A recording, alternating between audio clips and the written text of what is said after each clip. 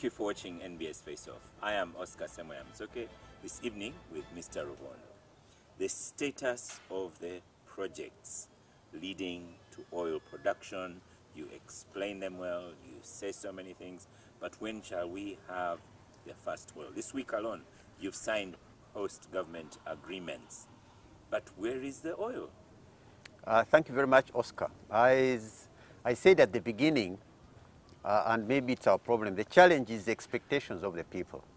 As I said, of many people, the aspects that have to be implemented between finding oil and getting it produced are not very well understood by very many people. As you have correctly said, this week, government concluded a host government agreement with the oil companies that are going to transport the oil. That's a very significant achievement. Which oil companies are these?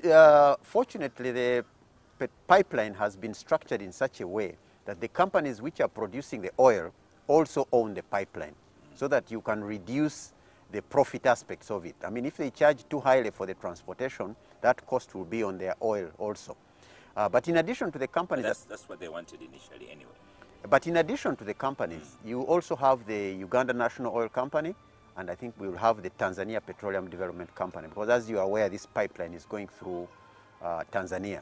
So you will have some companies that are not producing oil, like the TPDC. But what I was saying is that the processes that are being required to produce the oil are really being taken forward. And I'll give you an example. After announcing that this oil field is commercial, you now need to start planning on how to produce that field. Planning on how to produce that field means you need to drill more wells so that you are sure you know where the oil is, how easy it is to take it out.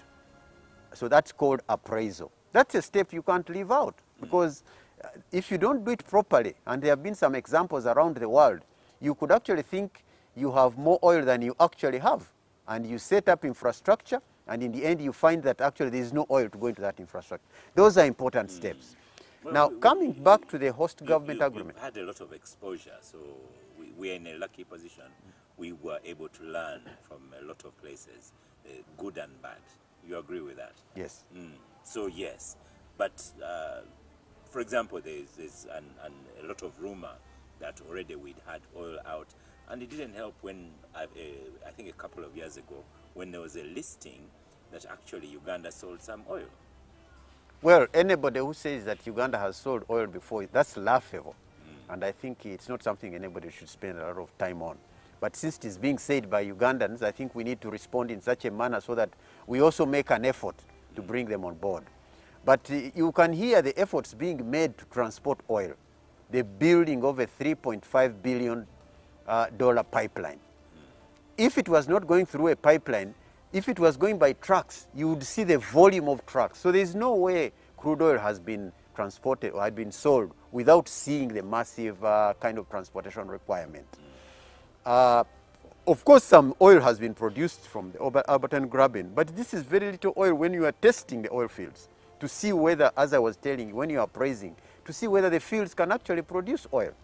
But going back to your question, we need to appreciate the processes that are between confirmation of oil and production of oil. And here I would also like to say that the benefits of Uganda do not start when oil is produced. Yes. It's extremely important. I'll go to the benefits of Uganda towards the end of the program. But with the host government agreements, so what have we agreed there? We have agreed that we are having a pipeline going through Tanzania. That's agreed. Yes, thank you very much. This pipeline is a transboundary pipeline. It's going through two countries. So the first agreement that had to be signed was the one between Uganda and Tanzania, and that was called an intergovernmental agreement. The two countries had to agree. The host government agreement that was signed this week was now between Uganda and the companies that are going to own the pipeline. And this agreement is really describing the relationship between Uganda as a country and those companies in the different aspects in which the pipeline is going to be. You know, there are aspects of environment, there are aspects of land, there are some taxes to be paid, and all those. So the relationship between the country and that pipeline company is what is in the host government agreement. Yes. And do you factor in troubles of for example, that pipeline in Nigeria? Do you factor in that, for example, in Nigeria, part of the problem they had previously, I don't know if they still have that problem, was human challenge, people destroying the pipeline? No. We've heard about those challenges. We have visited Nigeria before. They have been very open to us with what happened. But I can assure you, Oscar, that the processes that the government of Uganda has taken in the development of this oil, including some of the delays, are going to ensure that things like that don't happen. And some of these things have... By overguarding the pipeline or persuading... No, not necessarily. By involving the participants, the extent to which the communities are involved in these processes, the extent to which policies and regulations and laws are put in place, involve the participants. The aspect of ensuring that these people in the communities benefit from these processes, even before the oil comes out of the ground. You see ownership coming out? Certainly, there's a lot of ownership in all these aspects. Okay. Through That's that, the pipeline. the participation. And the previously said issue about the pipeline, about thick oil needing warming and so on, does that come into play? Well, it does, definitely, because the oil in Uganda is waxy, but that's not to say its quality is low. The quality of the oil is very high because it has no sulfur in it. And one of the biggest problems with oil is it having a lot of sulfur. The oil in Uganda has the least, among the world's least sulfur in it. So it's a very high quality oil. But yes, it is waxy, and so it means that it needs to be transported in a heated. So the pipeline is therefore a bit complicated because you have to heat it all the way. And it's the longest heated pipeline. It's going to be the longest heated pipeline in the world. And you're saying it's worth it? The technology exists. Yeah. Well, as I said at the beginning, if Uganda was to have its way, we would have preferred to refine all the crude oil in Uganda and probably transport petroleum products to the neighboring country. But as I said at the beginning, the investors are important because they also are investing the money, and you have to have a win-win situation. Okay. And that's where actually I come in to dispel your consideration that we are overregulating. You can see the extent to which the government is listening. Well, away from the cheeky macho example I gave, Ghana opted to send the raw material, and so we shall always have a comparison on who's worked it out better. But what about the updates on the refinery? What updates do we have on the refinery? Have we found an investor? Or is it still up in the air? Well, government went into agreement with an investor for the refinery.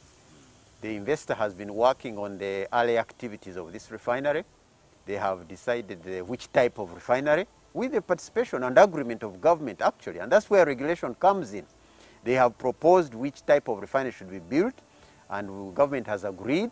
And they have started on the designing of this refinery. And so we're at that stage? Yeah, we're at the stage of designing, and we expect this design to be completed in August next year. But at the same time, they also undertake... Will you announce who that investor is?